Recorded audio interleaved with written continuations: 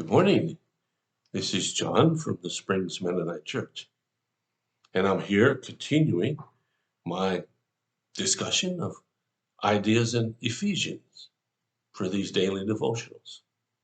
Today, I'm in the 4th chapter, and it reads this way, the first 3 verses. Therefore, I, a prisoner for serving the Lord, that's Paul, I beg you to lead a life worthy of your calling, for you have been called by God. Always be humble and gentle. Be patient with each other, making allowances for each other's faults because of your love. Make every effort to keep yourselves united in the Spirit, binding yourselves together with peace. Paul says he's a prisoner, and he is at the time he's writing this letter. He's a prisoner for serving God. That's not something you and I will probably ever experience.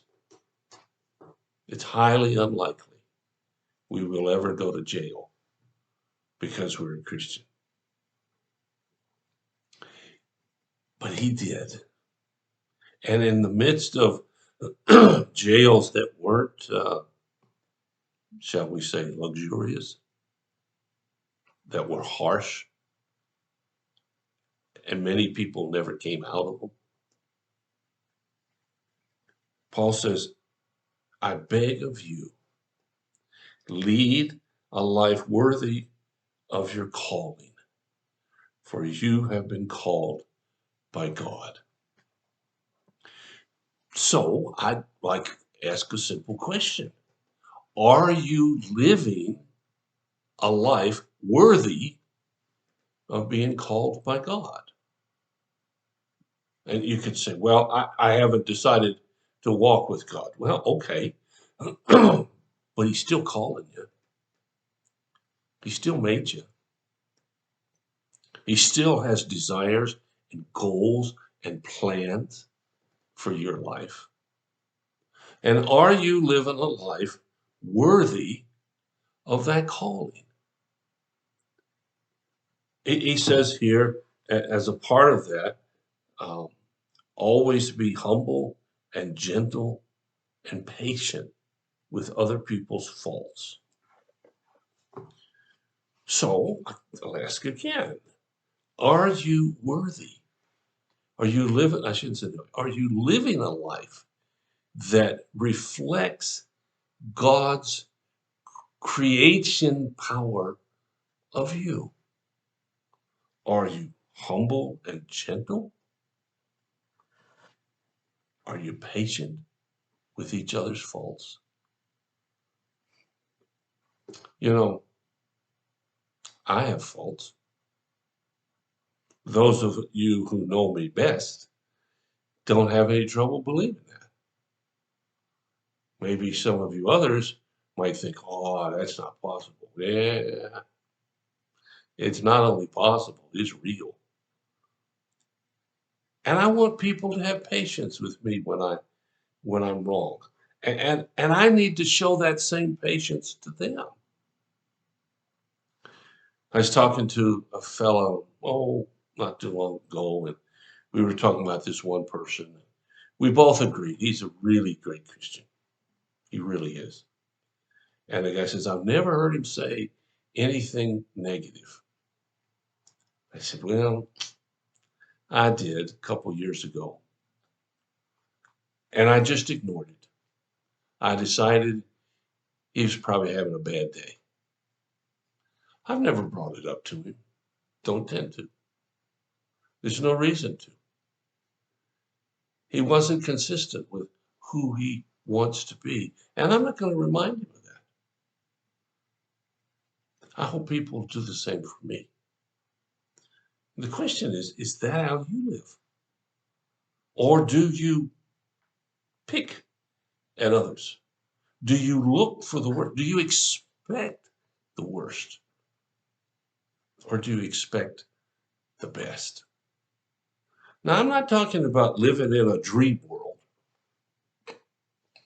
I know there's some very difficult people, and they're in my life. They're probably in your life. But that doesn't give me the right to treat them badly. I am held to a standard of trying to live the life worthy that I was called for. And so are you. Even if you don't believe in a God, you're still called by God. He still loves you. He's still reaching out to you. He still wants better for you. And he wants us to live a life with gentleness. Man, I'm not much into yoga and Zen meditation and that sort of thing. If you are, that's okay. I don't think it'll hurt you. I don't think there's a problem with it. But I do know that not being gentle really does a number on your body physiologically.